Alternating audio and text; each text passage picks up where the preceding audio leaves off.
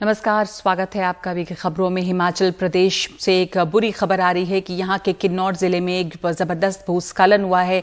काफी भयावह भूस्खलन है ये, और इस हादसे में 9 पर्यटकों की जान चली गई है। ये सभी यहाँ घूमने के लिए आए थे दूसरे राज्यों से। हादसे में 2 लोग घायल भी हुए हैं। किन्नौर के सांगला चितकुल मार्ग में बटसेरी के करीब अचानक पहाड़ी के ऊपर से पत्थर टूटकर गिरने लगे और नीचे बह रही नदी तक आते आते उनकी रफ्तार इतनी तेज हो गई कि नदी पर बने लोहे के पुल को भी तोड़ दिया। भारी बोल्डर और पत्थरों के गिरने की इस घटना की चपेट में एक टेम्पो ट्रैवलर आया जिसमें 11 लोग सवार थे। इनमें से 9 की मौत हो गई और 2 गंभीर रूप से घायल हैं। पिछले कुछ दिनों में यहाँ पे भारी बारिश हुई है और इस भारी बारिश के बाद हिमाचल प्रदेश के कई जिलों में भूस्खलन की घटनाएं सामने आई हैं, लेकिन ये जो घटना हुई है वो सबसे ज्यादा भयानक है। पत्थरों से आसपास के घरों, सेब के बाग और खड़ी हुई गाड़ियों को भी नुकसान पहुंचा है। इस पर और जानकारी दे रहे हैं साजूराम राणा, जो कि किन्नौर के एसपी हैं। ये किन्नौर जिला का सांगला से चितकुल की तरफ एक रोड जाता है, जो कि सांगला से 7 किलोमीटर आगे चितकुल की तरफ ये घटना एक लैंडस्लाइड के कारण हुआ है। जब लैंडस्लाइड हुआ तो काफी बोल्डर ऊपर से आकर के ये जो व्हीकल था, गाड़ी थी, इसको हिट किया, जिसमें कि 11 लोग जो थे वो ट्रैवल कर रहे थे। अभी तक जो रेस्क्यू ऑपरेशन है वो कंप्लीट हो चुका है। इन 11 लोगों में से अनफॉर्चुनेटली 9 लोगों की डेथ हो चुकी है और जो 2 लोग इंजर्ड हैं, जख्मी हैं, उन लोगों को स्पॉट पे ही फर्स्ट एड दिया गया है और they are out of danger. वो ठीक हैं और बातचीत उनसे हो रही है। घटना का जो कारण है वो जैसे मैंने कहा कि ये लैंडस्लाइड की वजह से घटना हुई है और अब तक जो कंप्लीट जो जैसे रेस्क्यू ऑपरेशन पूरा होने के बाद सभी डेड बॉडीज को रेस्क्यू करके यहाँ से जो सांगला के लिए जो है वो ले जाया जा चुका है और जो इंजर्ड थे उनको भी हॉस्पिटल के लिए शिफ्ट कर दिया गया है। साजूराम जी, आपसे ये और जानना चाहेंगे इस जगह के बारे में, आप थोड़ा सा बता पाएं हमारे दर्शकों को, क्योंकि जहां से वीडियो लिया गया है वहां से भी दिख रहा है कुछ गाड़ियां वहां खड़ी हुई हैं, तो और भी कुछ नुकसान हुआ है। और साथ ही जो पुल टूटा इन पत्थरों की वजह से, ये किन जगहों को जोड़ता है? इसके टूटने से भी कुछ परेशानियां वहां पर आ रही हैं? ये गाड़ियां जो खड़ी हुई हैं, जैसे मैंने कहा कि यहाँ पर जब ये घटना हुई है, घटना के बाद एक बहुत बड़ा रेस्क्यू ऑपरेशन चला था, तो उस वजह से भी लोगों की गाड़ियां यहाँ पर जो घटनास्थल के आसपास में रुकी हैं और इस स्लाइड की वजह से जो आप ब्रिज को डैमेज हुआ है, ये ब्रिज जो है ये पास वाला जो गांव था बटसेरी, जिसको गांव करके है, ये इसको कनेक्ट करता था, तो इसका नुकसान हुआ, इसको डैमेज हुआ है क्योंकि इसको एक बहुत हैवी बोल्डर पे ये हिट हुआ है और इस कारण से ब्रिज का नुकसान हुआ है। भारी बारिश महाराष्ट्र में भी हुई है और यहां पर भी बारिश की वजह से कई जगहों पर बाढ़ आई है, जिससे काफी ज्यादा नुकसान हो रहा है। अलग अलग जगह पर हादसे हुए हैं और इन अलग अलग हादसों में कुल मिलाकर 112 लोगों की जान गई है। 50 से ज्यादा लोग घायल हैं। अब भी यहाँ पे बहुत ज़्यादा लोग लापता हैं। बताया जा रहा है कि 100 से ज़्यादा लोग लापता हैं, जिनकी तलाश जारी है। बाढ़ में हज़ारों की संख्या में मवेशी मारे गए हैं। फंसे हुए लोगों को निकालने का काम चल रहा है। अब तक करीब 90,000 से ज़्यादा लोगों को सुरक्षित जगहों पर पहुँचाया गया है और महाराष्ट्र में रायगढ़, रत्नागिरी, कोल्हापुर, ठाणे, पालघर, सतारा, सांगली, इन तमाम इलाकों में बाढ़ का प्रभाव है। साथ साथ मुंबई के भी कुछ हिस्से, ये बाढ़ प्रभावित इलाके जो हैं, इनमें एनडीआरएफ की 26 टीमें तैनात हैं जो राहत और बचाव के काम में लगी हुई हैं। इसके अलावा सिंधुदुर्ग, नागपुर और पुणे में भी बाढ़ से हालात बुरे हैं। मुंबई बेंगलुरु हाईवे, मुंबई गोवा हाईवे का बुरा हाल है। बाढ़ की वजह से कई ट्रेनों को रद्द किया गया है। कुछ ट्रेन के रास्ते बदले गए हैं। इसके अलावा कुछ ट्रेनों का रूट छोटा किया गया है।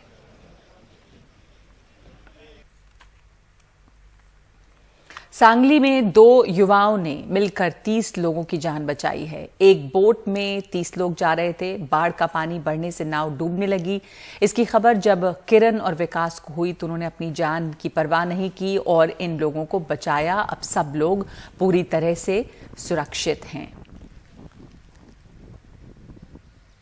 सांगली में क्या हालात हैं, ये आपको बता रहे हैं, ज्यादा इसके ऊपर विस्तार दे रहे हैं हमारे संवाददाता सौरभ गुप्ता।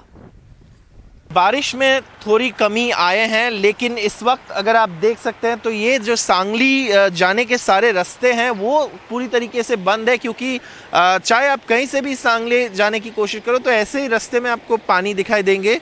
जो बाढ़ के पानी है जो अभी फ्लो हो रहा है रास्ते के बिल्कुल ऊपर से, तो यहाँ से अगर कोई गाड़ी जाने की कोशिश करती है तो वो भी बह जाने की चांस है, इसलिए कोई अभी रास्ते से नहीं जा रहा है। रास्ता बंद कर दिया गया है, पुलिस के तरफ से बैरिकेड कर दिया गया है। आगे जाके और भी पानी है, तो सांगली शहर में जाने के लिए कोई अभी रास्ता बचा नहीं है। हर जो रास्ता है उसमें पानी है, और ये आसपास के गांव में भी पानी आया है। मैं अपने कैमरा पर्सन से कहूँगा कि ये जो घर देखिए आप, घर के बिल्कुल ऊपर तक पानी आ गया है यहाँ पे, और ऐसे ही स्थिति इस इलाके के आसपास हमें दिखाई दे रहे हैं। आज बारिश कम है, लेकिन पानी उतरने में समय लगेगा, ऐसा लोगों का कहना है। यहाँ के जो पालक मंत्री है जयंत पाटिल, उन्होंने भी यहाँ पे कल आए थे देखने के लिए सांगली में। उनका कंस्टिट्यूएंसी है इस्लामपुर, ये सांगली इस्लामपुर रोड है, और ये आगे जाके सांगली पहुंचता है। इस तरफ से जो भी आना चाहता है, सांगली जाना चाहता है, वो नहीं पहुंच पा रहा है, क्योंकि रास्ते में ऐसा पानी का स्थिति है, पानी बह के जा रहा है, ये बाढ़ का पानी है। और अधिकारियों का कहना है कि ये पानी उतरने में और एक दिन लग सकता है, तो तब तक ये जो ट्रैफिक है ये यहाँ पे रुके रहेंगे, आगे नहीं जा पाएंगे, क्योंकि पानी का जो स्थिति है वो पूरी तरीके से अभी भी उतरा नहीं है। रास्ते के ऊपर से फ्लो हो रहा है, और गाड़ी और जो ट्रैफिक है, जो अगर यहाँ से जाने की कोशिश करे तो वो बह जाने की चांस है। इसलिए यहाँ से अभी रोड्स सांगली के तरफ पूरी तरीके से बंद कर दिया है। सांगली और कोल्हापुर की स्थिति अभी तक इम्प्रूव नहीं हुआ है, क्योंकि वहाँ पे अभी तक पानी है, और पानी उतरने में थोड़ा समय लग रहा है।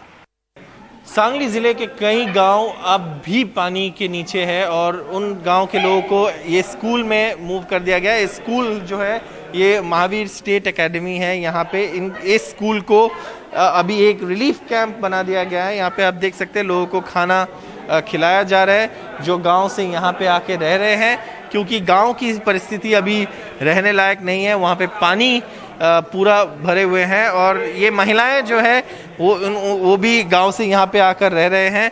ये स्थिति है, गांव के लोग जो यहाँ पे रह रहे हैं उनको यहाँ पे खाना दिया जा रहा है। ये रिलीफ कैंप भी चलाया जा रहा है, और स्कूल कॉलेजेस में खास कर लोगों को शिफ्ट किया गया है, क्योंकि ये पक्के बिल्डिंग्स है और थोड़ा ऊंचे स्तर पर भी है, तो यही कारण है कि सारे लोगों को यहाँ पे शिफ्ट कर दिया गया है। कैमरा पर्सन राजेंद्र ध्यालकर के साथ सांगली से सौरभ गुप्ता, एनडीटीवी इंडिया।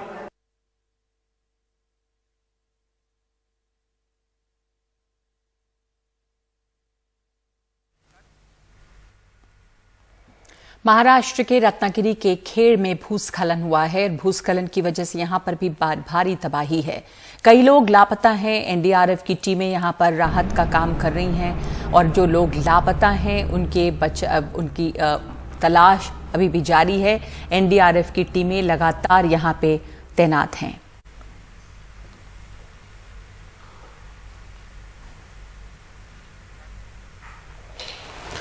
और अब दूसरी खबरों की तरफ बढ़ते हैं, क्योंकि हिमाचल और महाराष्ट्र में आपने देखा कि भूस्खलन और जबरदस्त बारिश से तबाही मची हुई है। लेकिन अब बात राजनीति की। पंजाब के बाद अब राजस्थान में कांग्रेस ने अपने दो धड़ों के बीच सुलह की कवायद तेज कर दी है।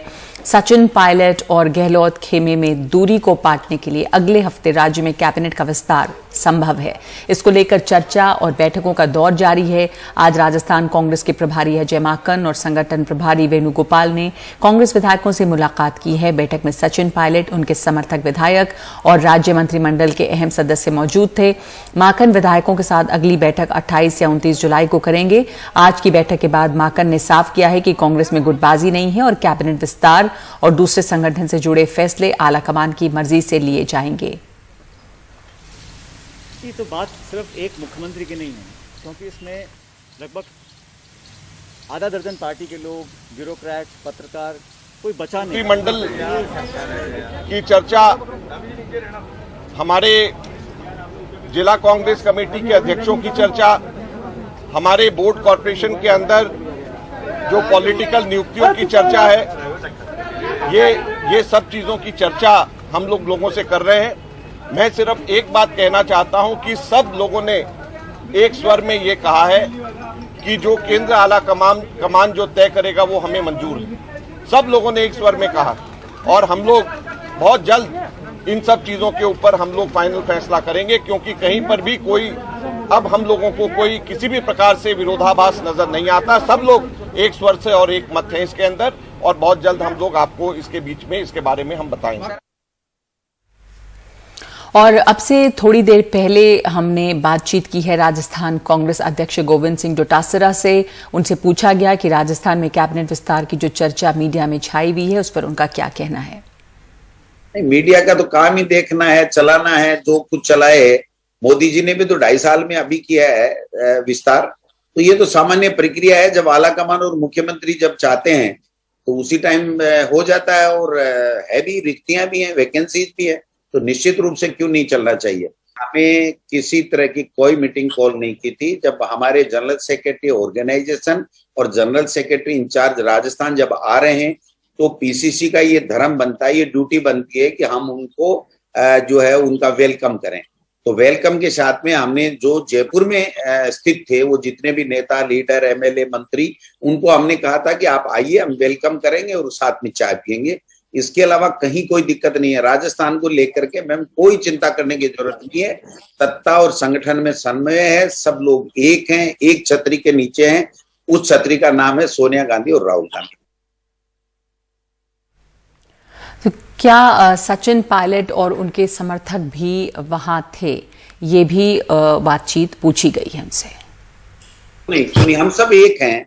जब सत्ता, संगठन और 122-23 एमएलए हम सब एक है, इकट्ठा हैं, तो निश्चित रूप से हम सभी लोग शामिल होकर के वेलकम कर रहे हैं।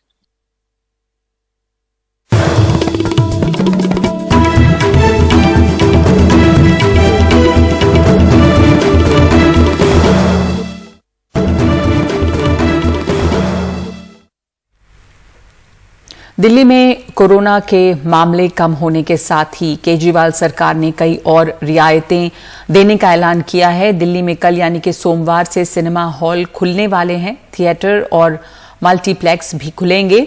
दिल्ली सरकार ने 50% क्षमता के साथ सिनेमा हॉल, थिएटर और मल्टीप्लेक्स खोलने की इजाजत दी है। इसके अलावा दिल्ली मेट्रो भी सोमवार से पूरी क्षमता के साथ चलेगी। अब तक 50% क्षमता के साथ ही मेट्रो चल रही थी। दिल्ली सरकार ने शर्तों के साथ स्पा खोलने की इजाजत भी दी है। दिल्ली में अब सिनेमा घर 50% कैपेसिटी में अब खुलने लग जाएंगी कल से। दिल्ली डिजास्टर मैनेजमेंट अथॉरिटी का ये आदेश था कल कि दिल्ली और ज़्यादा अभी अनलॉक होने लग चुका है और कल से दिल्ली और ज़्यादा खुलने लगेगा। सिनेमा घर जो कि पिछले 3-4 महीनों से बिजनेस सफ़र कर चुके हैं, उनके बहुत सारे लॉसेस हुए हैं कोविड इंड्यूस्ड पैंडेमिक के वजह से। अभी कल से या कुछ ही दिनों में सिनेमा घर भी खुलने लग जाएंगी और सिनेमा घर के साथ साथ दिल्ली मेट्रो जो है पूरे 100% कैपेसिटी में, जो कि अब तक 50% कैपेसिटी में ऑपरेट हो रहा है, कल से पूरे 100% में चलने लग जाएंगी। और इसी तरीके से धीरे धीरे करके दिल्ली अब आप कह सकते हैं पूरी तरीके से अब खुल चुका है। लेकिन लोगों का ये मानना है कि कोविड के वजह से उनके बिजनेसेस पर बहुत ज़्यादा भारी असर हुआ है। उन्हीं के शब्दों में आइए जानने की कोशिश करते हैं कि अभी ये अनलॉक का प्रोसेस कैसा रहेगा दिल्ली के शॉपकीपर के लिए। आइए सुनिए। जो कि काफ़ी था मार्केट में रौनक थी, लेकिन अब रौनक थोड़ा कम हो गया है कोविड-19 वजह से। बाकी ये 50% सिनेमा हॉल कल से ओपन हो या परसों से ओपन हो, इस चीज़ की वो तो वही है। बाकी ये है कि ये जितना कम हो उतना सोशल डिस्टेंसिंग बनाए रखे, उससे ज़्यादा बेटर हम लोगों के लिए यही रहेगा। भूखे मर रहे हैं यार कोविड के, नहीं तो मतलब सबको ये लॉकडाउन कर करके हालत ख़राब कर दी। तो लोग कल से तो अभी अनलॉक हो ही गया है, मान लीजिए अनलॉक हो गया तो क्या है, धंधा तो नहीं है ना। हाँ। धंधा तो है नहीं, बेरोजगारी तो फैली है। मार्केट में वॉकिंग नहीं है, जब लोग नहीं रहेंगे तो फिर मार्केट चलेगी किससे। इससे और ज़्यादा जो है भीड़ भाड़ बढ़ेगी और ज़्यादा, और इससे ज़्यादा वायरस। बहुत अच्छी बात है, काम भी बढ़ेगा, हम लोग का भी बढ़ेगा, सबका ही बढ़ेगा जी। जॉब भी लोगों की बढ़ेगी, साथ में वायरस हर चीज़ भी होगी। और मुंबई में शिवसेना सांसद राहुल सेवाले द्वारा आयोजित वैक्सीनेशन कैंप में कोरोना नियमों की अनदेखी हुई। वैक्सीन के लिए यहां पर बड़ी संख्या में लोग पहुंचे। कई लोगों के चेहरों पर मास्क नहीं था, सोशल डिस्टेंसिंग का कोई पालन नहीं किया गया, यानी कोई दूरी नहीं बनाई गई। इस सेंटर पर अब वैक्सीन खत्म हो जाने के बाद भीड़ को हटाया जा रहा है। कितना देर हो गया आपको वैक्सीन मिली या नहीं मिली? नहीं मिला अभी। कितने देर से खड़े थे आप यहाँ? 7 बजे से यहाँ पे। क्या कहना चाहोगे आप, इतनी लंबी लाइन के बाद भी आपको वैक्सीन नहीं मिली है? वैक्सीन मिलना चाहिए, अभी नहीं मिला तो क्या करेंगे। अब मुझे तब से यहाँ रुका था, ये हो गया, बीच में वैक्सीन खत्म हो गई, लाइन सब कट करवा दी, सब बंद हो गया सब। वैक्सीन खत्म हुई है, तुमको कितने बजे बताया गया? मुझे 11 बजे करीब बनवाया। 7 बजे सुबह आई। आपको कब पता चला था यहाँ वैक्सीन मिल रही है? कल मिला था तो हाँ, कल हमको फॉर्म भी मिला, टोकन भी मिला, सब कुछ मिला। मैं गेट के पास, मेरा लाइन भी चले गया था, पुलिस आई धक्का मार के हमको बाहर, वहाँ इधर बहुत आगे कर दी। फिर उसके बाद में फिर लाइन आया, अभी क्या बोल रहे वैक्सीन खत्म हो गया, ऐसा कब से हल्ला कर रहे हैं। कितने घंटे से आप लाइन लगा के रखी है? मैं सुबह 7 बजे से पकड़ लिया, अभी क्या टाइम हो रहा है। मैं शुगर और ब्लड प्रेशर की पेशेंट हूँ।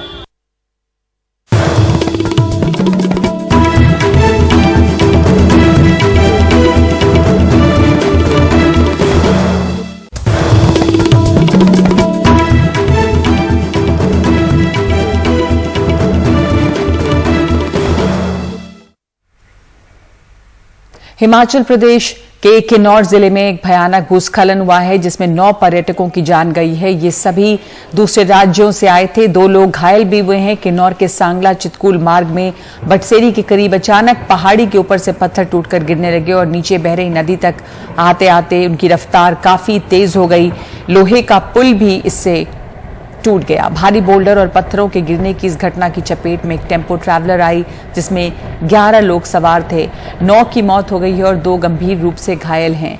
पिछले कुछ दिनों में हुई भारी बारिश के बाद हिमाचल प्रदेश के कई जिलों में भूस्खलन की घटनाएं सामने आ रही हैं। ये सबसे भयानक घटना थी। पत्थरों से आसपास के घरों, सेब के बाग और खड़ी गाड़ियों को नुकसान पहुंचा है। हमारे साथ जुड़ रहे हैं मेरे सहयोगी अनूप धीमान। अनूप, इस समय की वहां स्थिति क्या है? लोहे का एक पूरा पुल टूटा है, उससे आने जाने में एक जो जगहों को जोड़ता होगा उसमें भी मुश्किल हो रही होगी, और ये जो भूस्खलन था काफी भयानक था, जैसा हम लोग तस्वीरों में देख रहे हैं कि बड़े बड़े पत्थर नीचे गिरे, खड़ी गाड़ियों को, मकानों को, बागों को नुकसान पहुंचा और इतने सारे लोगों की जान गई है जब एक टेम्पो ट्रैवलर के ऊपर पत्थर गिरने लगे। ये इस समय की क्या आप इसमें स्थिति बता सकते हैं? देखिए नगमा, अभी चूंकि जो रेस्क्यू ऑपरेशन है वो ओवर हो चुका है। जो 9 लोगों के शव हैं वहां से बरामद किए जा चुके हैं, जिसमें 3 लोग जो हैं वो घायल हैं, जिसमें से 2 पर्यटक हैं और एक जो है वो वहां का स्थानीय राहगीर था। तो कुल जो 12 लोग थे उसमें जो है उस भूस्खलन की चपेट में आए थे, इसमें 11 जो है वो एक जो गाड़ी थी उसमें थे। दूसरी तरफ मैं बात करूंगा नगमा, तो ये इस तरह के हादसे, क्योंकि पूरे हिमाचल प्रदेश में बरसात का मौसम है, लेकिन जो किन्नौर और लाहौल स्पीति में बरसात जो है वो बहुत कम होती है कंपैरेटिवली जो 10 जिलों में बारिश होती है। तो बाहरी टूरिस्ट के साथ साथ के स्थानीय टूरिस्ट जो हैं, स्थानीय लोग जो हैं वो इस समय में लाहौल स्पीति और किन्नौर का रुख जो करते हैं। तो इस तरह का जब मौसम होता है तो वहां पर जो है वो अगर हल्की फुल्की बारिश होती है, उसके बाद जब धूप निकलती है तो ये पहाड़ी से चट्टानें जो हैं वो गिरती रहती हैं। और आज ये हादसा उसी, क्योंकि जब एक चट्टान चलती है तो उसके साथ जो है भारी बोल्डर जो है वो साथ के साथ इस तरह के चलते हैं, सड़क पर गिरते हैं। तो ये उसी तरह का हादसा हुआ। हालांकि स्थानीय लोगों ने बहुत से प्रयास किए कि वहां से वो हट जाएं, लेकिन उतना वक्त नहीं मिला कि इतनी जल्दबाजी में ये सारा हादसा हुआ कि तो पर्यटक जो है वो वहां से नहीं निकल पाए और जो ऊपर से पत्थर गिरे तो उसमें जो हादसे का शिकार जो है वो ये सारे पर्यटक जो हैं वो वहां पर हो गए। तो ये इस तरह के हादसे जो हैं वो किन्नौर या लाहौल स्पीति की बात करूं तो इस तरह के हादसे सामने आते हैं, लेकिन ज्यादातर मौकों पे ऐसा होता है कि इस तरह से कोई गाड़ी या ऐसा चपेट में आ जाए, ऐसा नहीं होता है। दूसरी तरफ मैं नगमा बात करूं तो खुद क्योंकि अभी रेस्क्यू ऑपरेशन पूरा हो गया है, खुद मुख्यमंत्री जो हैं वो सारे इस घटना पर जो है वो नजर बनाए हुए हैं और मुख्यमंत्री ने अभी इस घटना पर जो है वो दुख व्यक्त किया है। साथ ही साथ ये कहा है उन्होंने कि वो जिला प्रशासन से संपर्क बनाए हुए हैं और जो घटना स्थल पर जो प्रभावितों को जो है वो फौरी राहत जो है प्रदान की जा रही है और उन्होंने शीघ्र स्वास्थ्य लाभ की भी जो घायल हैं उनकी जो है वो कामना की है। तो ये सारी जानकारी जो है पूरी सरकार जो है पूरा प्रशासन जो है वहां का देख रहा है। किसी तरह के कोई आगे क्योंकि जो वैली ब्रिज डैमेज हुआ है उसको भी क्योंकि रास्ते को बहाल करना है तो सब चीजें जो है क्योंकि पहला रेस्क्यू ऑपरेशन था वो पूरा हो गया है। अब दूसरी तरफ जो है उस रोड को बहाल करने की तरफ जो है वो प्रशासन जो है वो चल पड़ा है। जी नगमा जी धन्यवाद आपका। ये सांगला वैली की तस्वीरें हैं किन्नौर से, जहां पर भयानक भूस्खलन हुआ है, पत्थर नीचे गिरे और इससे काफी ज्यादा नुकसान, 9 लोगों की जान गई है, इसमें 2 लोग गंभीर रूप से घायल हैं।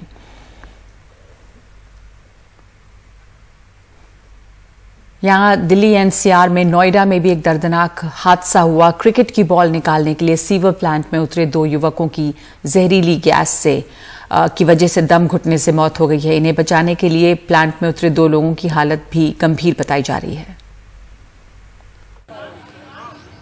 ये गैस निकालने की कोशिश इतनी महंगी पड़ सकती है किसी ने सोचा नहीं होगा। नोएडा के सेक्टर 6 स्थित जल निगम के सीवर प्लांट के पास पार्क में खेल रहे लड़कों की गेंद प्लांट के टैंक में गिर गई। 2 लड़के गेंद निकालने के लिए टैंक में उतरने लगे तो वहां खड़े ऑपरेटर ने मना किया, लेकिन लड़कों ने उसकी बात नहीं मानी। वो नीचे उतरे तो उनका दम घुटने लगा।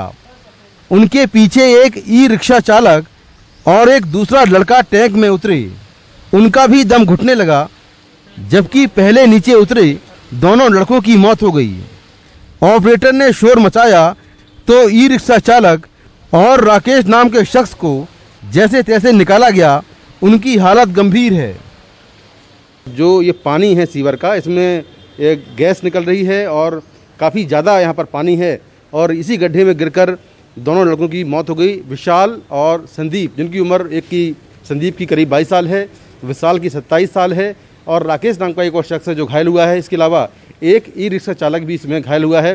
फिलहाल पुलिस पूरे मामले की जाँच कर रही है कि आखिर ये हादसा कैसे हुआ, ये लापरवाही है या फिर लड़कों ने जानबूझकर यहाँ वो घुसे, तो ये पूरी जांच चल रही है। और लेकिन दर्दनाक हादसा है कि सीवर टैंक में घुसने से 2 लड़कों की मौत हो गई जबकि 2 लोग गंभीर रूप से घायल हो गए। गेंद जैसे ही आई तो गेंद लेने के लिए वो नीचे उतरने की कोशिश की। हमने उनसे मना किया, भैया इसमें गैस आ रही है, भैया इससे दूर रहो। इतने में तो मूर्छा होकर वो गिर ही गए साहब। तो पल का समय नहीं लगा, जैसे गैस लगी वो नीचे गिर गए। फिर वो टेम्पू चालक था तो मैं जब यहाँ कुछ मेरे हथियार नहीं था तो मैंने लाना चालू किया, अरे भाई आओ यार मदद करो। तो वो गेट खोल करके टेम्पू चालक अंदर आया तो जैसे वो खिड़की से वो भी जाता, एक कदम जैसे रखा मदद करने के लिए, वो भी उसको गैस लगकर वो भी उसमें गिर गया। मृतकों की पहचान 22 साल के संदीप और 27 साल के विशाल के तौर पर हुई। दोनों नोएडा के हरौला गांव के रहने वाले थे। मृतकों का परिवार सदमे में है। उनका आरोप है कि ये हादसा जल निगम के अफसरों की लापरवाही से हुआ। पुलिस मामले की जांच में लगी है। पुलिस और फायर डिपार्टमेंट को सूचना मिली। फायर डिपार्टमेंट की टीम हमारी पहुंची मौके पर और उन लोगों ने अपने स्पेशल ऑपरेटर्स के माध्यम से अंदर घुस करके सबको निकाला और तत्काल वहाँ से हम लोगों ने इनको हॉस्पिटल भेजा। वहाँ पर 2 मृत अवस्था में पाए गए, दोनों ब्रॉड डेड लाए गए वहाँ पर और बाकी 2 को वहाँ से प्रारंभिक इलाज के बाद सफदरजंग भेज दिया गया। बेसिकली ये बहुत ही दुखद घटना हुई थी और उसमें हम लोगों ने जो भी उस समय की अपेक्षित था उसकी तरह से हम लोगों ने प्रयास किया। परिजनों को सूचना दे दी गई है और हम लोग आवश्यक वैधानिक कार्रवाई कर रहे हैं। इस बीच दोनों घायलों को दिल्ली के सफदरजंग अस्पताल में भर्ती कराया गया है। ये घटना साफ बता रही है कि कई बार लापरवाही और जिद किस कदर भारी पड़ सकती है। नोएडा से अपने सहयोगी अरविंद उत्तम के साथ मैं Mukesh Singh, NDTV India.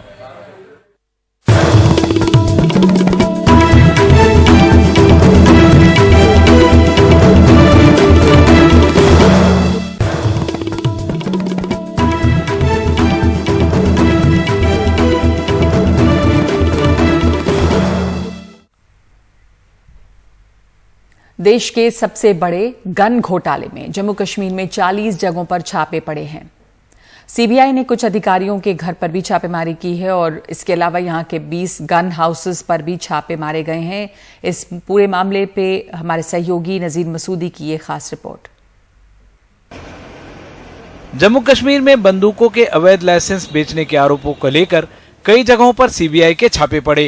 2 IAS अफसरों शाहिद इकबाल चौधरी और नीरज कुमार के घर पर भी सीबीआई ने छापेमारी की। शाहिद चौधरी पर 3 जिलों में जिलाधिकारी रहते लाइसेंस देने के आरोप हैं। फिलहाल वो जम्मू कश्मीर सरकार के जनजातीय मामलों के विभाग में सचिव पद पर काम कर रहे हैं। उनका दावा है कि उनके घर से कोई भी आपत्तिजनक दस्तावेज नहीं मिले। उनका कहना है कि उनके जिलाधिकारी रहते सबसे कम लाइसेंस दिए गए। कुछ मामलों में प्रक्रिया की खामियों से इनकार नहीं है। सीबीआई ने एक बयान जारी करके बताया कि जम्मू कश्मीर में लाइसेंस रैकेट की जांच के लिए 40 जगहों पर छापे मारे गए, जिसमें 20 गन हाउसेस भी शामिल हैं। जांचकर्ताओं को भरोसा है कि 2012 से जम्मू कश्मीर में 2 लाख बंदूकों के अवैध लाइसेंस दिए गए। 2017 में पहली बार एटीएस ने राजस्थान में इस रैकेट का पर्दाफाश किया। अपराधी हथियारों के लाइसेंस के साथ पकड़े गए। लाइसेंस देने का आरोप जम्मू कश्मीर के नौकरशाहों पर लगा। 3000 से ज्यादा लाइसेंस सेना के लोगों के नाम पर फर्जी दस्तावेज पर दिए गए। बीजेपी ने सीबीआई के छापों का स्वागत किया। जो पिछली रेजिम्स में लाइसेंस गन्स के लिए सप्लाई की गई थी, किसको दी गई थी, कहां दी गई थी, किस पर्पस के लिए दी गई थी, इसकी तह तक जाना चाहिए कि ये जो गन की जो लाइसेंस दी है, ये गन कहां इन्होंने दिए और देश के किस कोने और जम्मू कश्मीर के किन लोगों को इन गन दी, इसका सारा काला चिट्टा जो है वो खुल के सामने आ जाए। पिछले साल मार्च में सीबीआई ने कुमार राजीव रंजन और इतरत रफीकी नाम के 2 आईएएस अफसरों को कुपवाड़ा के जिलाधिकारी के पद पर काम करते हुए हजारों अवैध लाइसेंस देने के आरोप में गिरफ्तार किया था। ये पूरे भारत में गन लाइसेंस का सबसे बड़ा घोटाला है। सीबीआई का कहना है कि तहकीकात के दौरान ये साबित हुआ कि किस तरह गन डीलर्स और जिला मजिस्ट्रेटों के दरमियान एक साजबाज चल रहा था, जिसके तहत 2012 से यहाँ गैरकानूनी तौर पर गन लाइसेंस का कारोबार चल रहा था। अब ये देखना है कि इन अफसरों के खिलाफ आगे क्या कार्रवाई हो जाएगी। पिछले साल सीबीआई ने पहले एक आईएएस अफसर समेत 2 सीनियर अफसरों को इस मामले में गिरफ्तार किया है। श्रीनगर से नजीर मसूदी, एनडीटीवी इंडिया के लिए। तो जम्मू कश्मीर में सीबीआई के छापे पड़े हैं और ये बहुत बड़ा एक मामला है जिसमें सीबीआई के छापे पड़े हैं। इस वक्त देश की बात में इतना ही।